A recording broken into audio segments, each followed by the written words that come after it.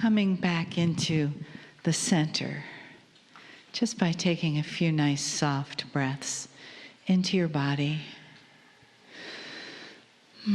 Gently closing your eyes and letting your consciousness, your awareness, come home to the center of your being. And just feel that gently happening as you feel the energy in the room, the energy in your body, and the beautiful energetic blessing of the entourage of Kryon that has been here all day and will be here and surrounds us in a beautiful frequency of love, hugs us with those arms that extend from beyond the veil, and gives us that honoring and those blessings and that love. The love that we are, the love that we come to feel, come to know, come here to understand more deeply. And we do that together in this family of light.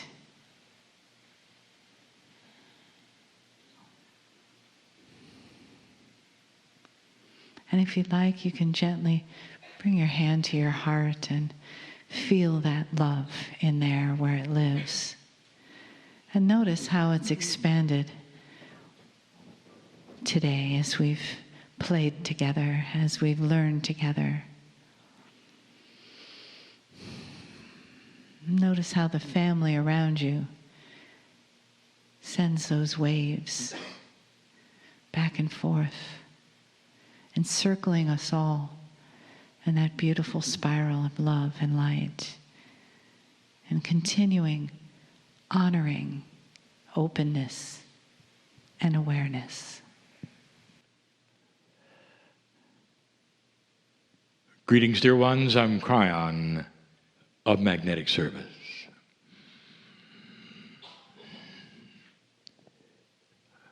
I would like to continue the message of this morning. The question, who do you think you are, became a statement. Who are you?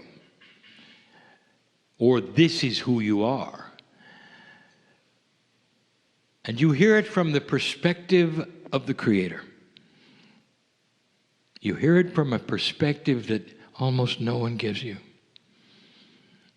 They tell you who the Creator may be. They tell you what you would do, perhaps, to please the Creator. And I come and I say, here's what the Creator thinks. If you are a piece of everything that is, if you are as ancient as God, then inside you is the wisdom of the ages. Tapping into that is part of the evolution of human nature. These were the classes that were given today by my partner to show you some of the things in your future. But dear ones, you're not there yet. So we want to talk about some uncomfortable things. I want to talk about the struggle, the revelations, the changes that are occurring now. It's a current channel. It's not about the past. It's not about the future. It truly is about how conditions are. We'll give you some insights, perhaps, during the channel. Give you some things you didn't expect. All of this given in love.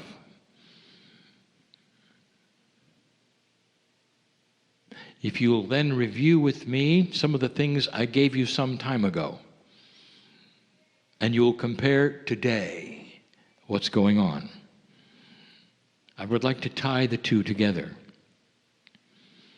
I do this to validate that which was seen to that which is now. So you will understand there may be credibility when I tell you what the future may bring. We told you that the dark and light struggle on the planet is going to be enhanced. The struggle is going to be enhanced. When you turn on the light in a dark place, it starts to reveal all manner of things you never saw before, especially if it has been dark for a very, very long time. Dear ones, we use the metaphor of dark and light for low and higher consciousness. A higher consciousness is one that sees above the things that a low consciousness would wallow within, where integrity is high, and where the goal is far higher than anything that ever has been. Benevolence, compassion, solution, harmony. That is high consciousness. And it represents a consciousness of a human being who will see that in every aspect of their life. Do no harm. Have a benevolence that would say all solutions must have win-win in the discussion. That hasn't happened yet, but that's where it's going. And to go there, certain things have to change. When the shift occurred, we told you it would be a full year of recalibration before most of you could then come out of it and actually start working with the puzzle. And the puzzle is you've got more light than you think. And it's only a puzzle because the habits that you carry into the light are habits that you learned in the dark. So low consciousness is where you've lived and survived. It's also helped to give you self-worth issues, for you knew you were a high consciousness person in a low consciousness world. Suddenly, we are telling you that the world is starting to change and that the higher consciousness will eventually win, but in the process, there will be struggle. And the struggle will not necessarily be yours. It's going to be with the rest who have always been in the dark and have no idea that the light has come on. We told you to be wary and aware that darkness or low consciousness is going to be very aware of more light and will band together to frighten you. We told you about an army. You saw it. You've never had an army like this, a physical army of the dark, without borders. Imagine, the only thing the army was really together in was the promotion of fear. Keep it the way it was. Make the struggle the way it used to be. That army has come. We warned you about it. They don't even have a common language. They don't have that which is a country with any borders. They'll take whatever they can and exist and spread. We also told you they would be defeated. Today, the news. You will say, well, we've almost done it. We've almost defeated them. That's what you think in 3D. Because darkness is struggling. And they're not going to give up easy. And they're simply going to go to other ways and other places to do what they're going to do. The struggle is still here. Watch for things to pop up that will obviously be them in another form. They want to return this planet to a low consciousness overall planet without light starting to come, without evolution, without harmony and benevolence. They want to keep you in an old energy so that they can control you. And that comes with the wealth and the greed and the control that also accompanies low consciousness. You're starting to see it. What happens when you turn the light on in a dark place? We also told you a phrase that we have used: no more fence sitting. We gave another phrase that said when everybody can talk to everybody, there can be no more secrets. That was given over a decade ago. What's happening today? Well, the first thing that you would have is the disillusion of an old boys club that keeps secrets. Have you seen it yet? What happens is, without secrets, the ones who are doing things out of integrity will start to show. And it's universal. It's not just in show business. It's not just in politics. It's everywhere. And they start to fall, the heroes, the comedians, the ones that you turn to for fun and laughter, the ones for wisdom and lawmaking. And they're starting to show themselves. Now, what you should know is that they've always been that way. So why now would you see so many being exposed? Dear ones, this is proof that there is a light on this planet that is beginning to evolve. A light that is taking the wind out of the sails of conspiracy. Those who would keep quiet on these things are no longer keeping quiet. And against all odds, almost all of those who have taken their power to reveal it are women. This is different. For in an old consciousness, the woman would never do this. She was not in charge. She was not powerful. She did not have the wherewithal to be heard. And even if she was, there was a surrounding club that would say, "Not today, honey. Not today."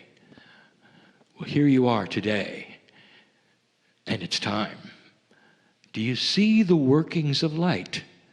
Do you see how integrity is starting to hold up and to change? You will say, "Yes, but it's not changing everywhere." You are so impatient. When it does, you will know it by the ones who fall the hardest. Dear ones, we told you of these things, and now they're here. There's more. I want to teach you about fear. This is the weapon of dark consciousness. If there is anyone on the planet, whether it's a leader or whether it's your next door neighbor, who wants to control you, light worker, all they have to do is to get you to fear. Fear is interesting. You call it an emotion, but it's not. No, it's a state of mind. That particular state of mind will be all-encompassing. And the result of that state of mind is that all other things will be erased and subjugated to fear. Logic goes away. All of the other emotions go away. Everything leaves and fear comes to the forefront. I'll give you some examples if you don't believe it. Because this is the weapon of the dark side of life. If they can get you to fear, they've got you. The mother gets the phone call in the middle of the night. Her teenage boy has not come home. She's worried. The voice at the other end says, "This is the police department." And everything from then on, she can't remember. It hits her in the stomach. What's happening next? What are the next words? What are they going to be? The fear of every mother. What are the next words? What are they going to be? And if she's not careful, that feeling in the pit of her stomach within 3 seconds will be in her brain. And she'll be unable to tell the police department her address, her phone number, or maybe not even her name. Because fear has taken over. And then the next words come. Well, we passed by a bar and your son had had too many beers. So we wouldn't let him drive home. We decided to take him home. We'll be there in about 10 minutes. And then it's okay. Do you see what I'm saying? You got 3 seconds between the point of origin to the point where it takes over. I'll give you a scenario.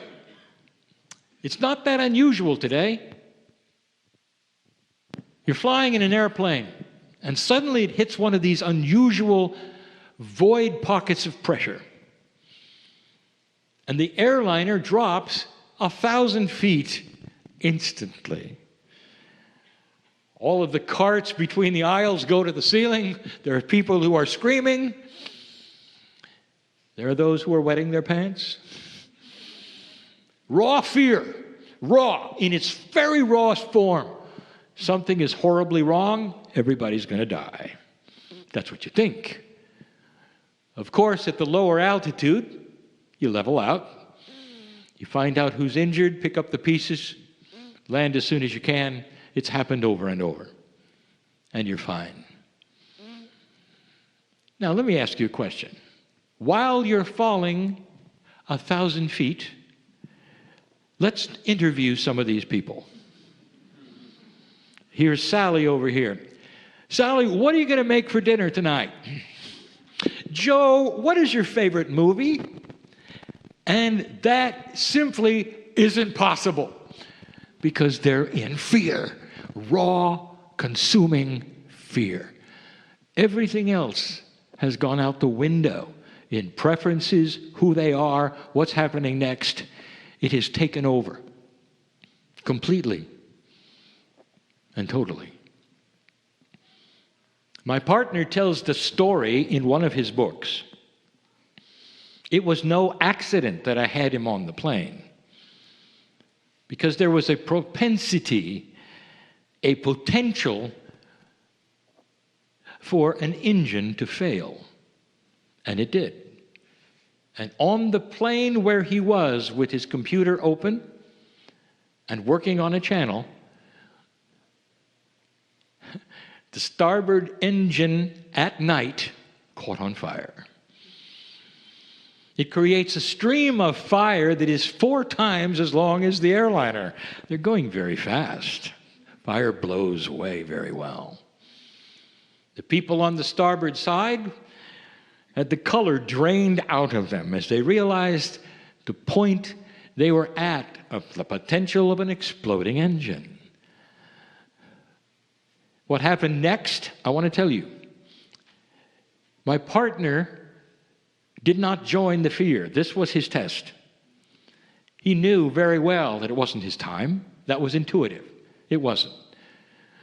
The pilot instantly stopped the fire, pulled the bottles, as they say, and the engine was cold. But because now you were on one engine, you were required to land immediately, and they did. In those moments of terror, on the airplane, my partner watched what took place. He saw that most of the people lost all sense of anything but fear. What he did to sustain himself during moments that were challenging was to write about it, and he did. He had his computer open, and he wrote about what he saw. He experienced what fear can do to people. One moment they're fine, and another moment they think they're dying. These are the kinds of things that the dark consciousness of this planet would love to give you. If they can frighten you enough, you won't be interested in anything spiritual. You don't want to talk to yourselves. You don't want to find the God inside. All you want to do is survive. This is a wonderful tool. There's ways of treating fear. Right ways and wrong ways, especially in low consciousness. In the battle, let me give you another example. This is not you. This is an example. The family is at the table. The brothers and sisters, many of them, are around the table. One little boy, he's about 9. He's difficult. He's a problem. He will do anything he can to be outside of the box.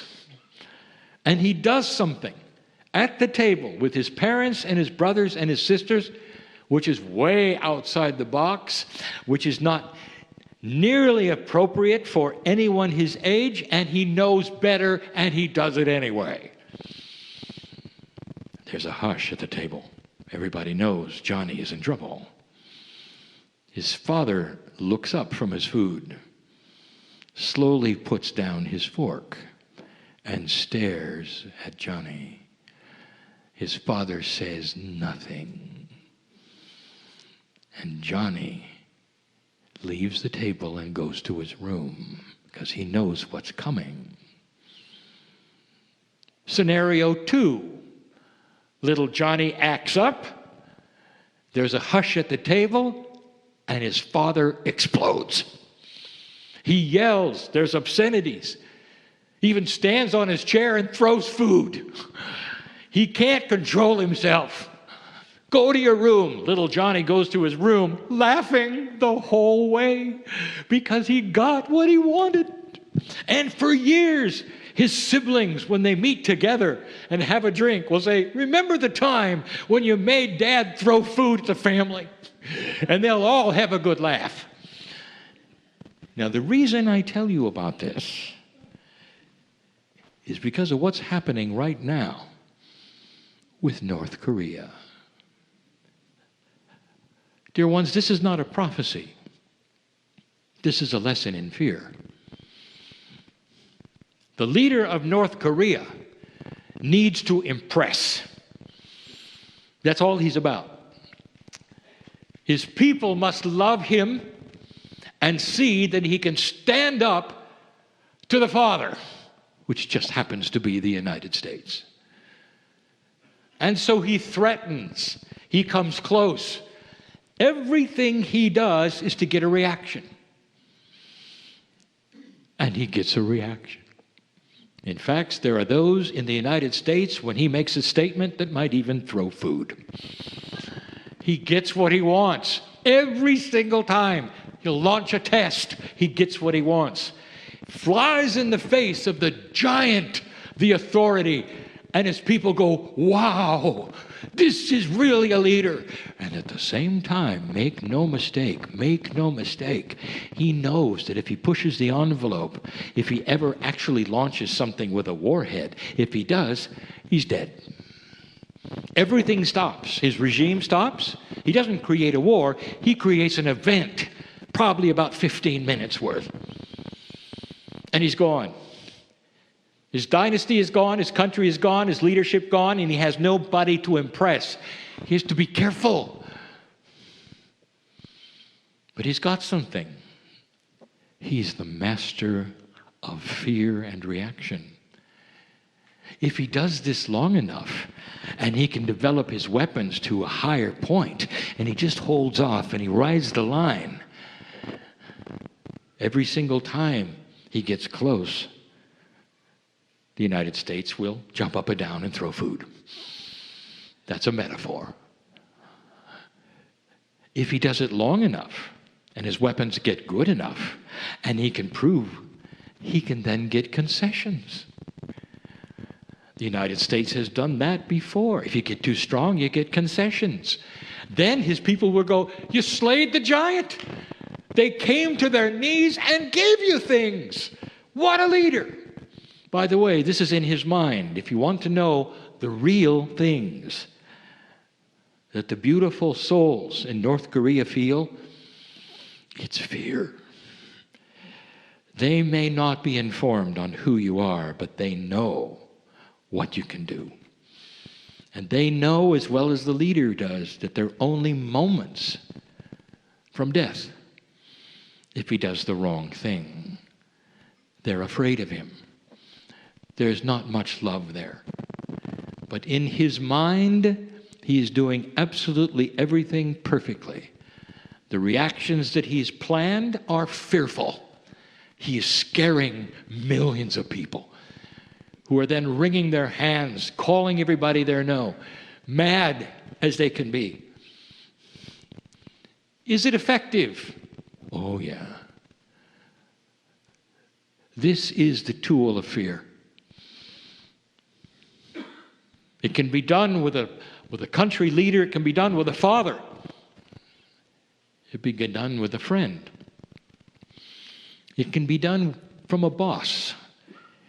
It can even be done from a doctor who looks you in the eye and says, no hope for you. Dear ones, this is the tool that you're not going to have to worry about for long. There'll come a day when no human being will want to put another one in distress. A day when benevolence is the prime directive. Whether it's leader to leader in this planet, or whether it's family member to family member, whether it's father to son, the reaction that you would get won't be quiet steam. It'll be benevolence, solution, understanding. And it'll create good discipline with the loving family. It'll not be lost on the leadership, where the prime directive will be harmony.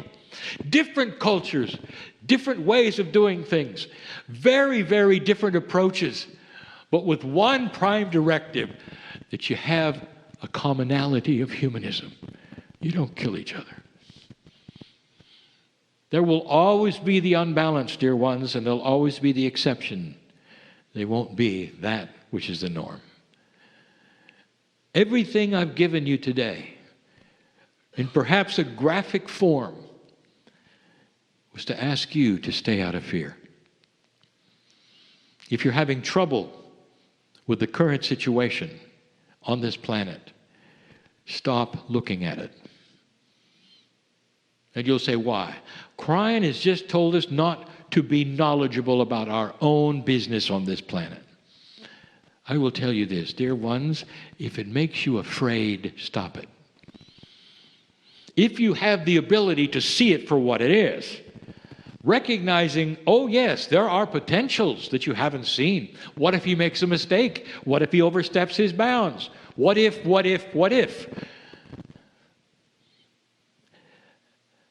If it makes you afraid, don't study it.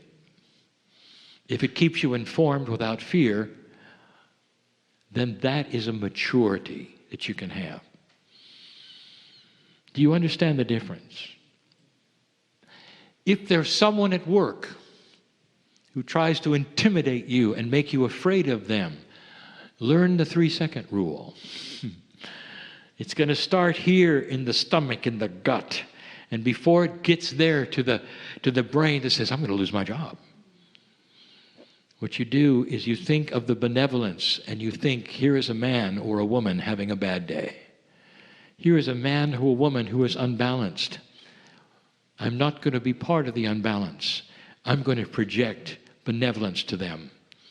I'm not going to come back at them. I'm not going to look like a hurt puppy. I'm not going to react in a way they expect. It will be in benevolence. It will be in love. They won't get a reaction, and I'm not going to throw food. That's a metaphor, in case you just tuned into the channel. Do you see where I'm going with this? Light worker, learn about the tool of fear and how to combat it. And if you have to bring that higher self instantly in, do it. If you have to be at a soul level, if you have to flip into meditation, whatever it takes, the 3-second rule. You hear about something that will frighten others, and you sit there and you say, not today, not for me. That's what I gave my partner when the airliner engine caught on fire. Not me, not today. And his reasoning was this: if we land and there's a problem, I have got to be succinct because I'm sitting in an exit row. My partner is one of the few who actually listens to those who tell him about what to do. If he became fearful, he wouldn't remember a thing. He wouldn't be able to help anybody out the door. That's how he thinks. And in that, responsibility voided fear. What's your responsibility to light? And I'll tell you what it is. Know all about fear. Know how it works. Feel it if you have to. Again, so you know how to avoid it. You might be the only sane head in a group of people who are afraid. And that will be so attractive because in fear, somebody wants to hold somebody's hand who's not afraid. And that would be you. Who'd say, there is more than you think coming. It's going to be fine. We'll be all right. We'll get through this. You don't know what you don't know. Light workers, light warriors, that's one of the tools you're going to have to master. And in order to know it and use it, you're going to have to understand fear. How it's manipulated, how it works, what it wants, what it seems to want to accomplish. The darkness will not overcome you if you expect it and know the rules. This is brought to you in love today because you've been through it and you've feared in the past. And it's time to have instructions that go beyond the fear and show you what it is. Instead of just saying, well, it's time to say an affirmation and you'll be fine. You need to feel it. You need to know the 3-second rule. You need how to manipulate it. You need some kind of tool that you will have within your innate that keeps you maybe sick to your stomach, but not sick in your brain or your consciousness, where your consciousness remains tight with the light of the love of God. That's enough for now. I want you to leave this place differently than you came. I want you to know that you are a warrior of the light. Light follows you. Light wants to be with you. Benevolence follows you. Harmony follows you. If you haven't felt it, maybe it's time that you drop the barriers. Take the hand of the higher self and say, show me, I'm ready.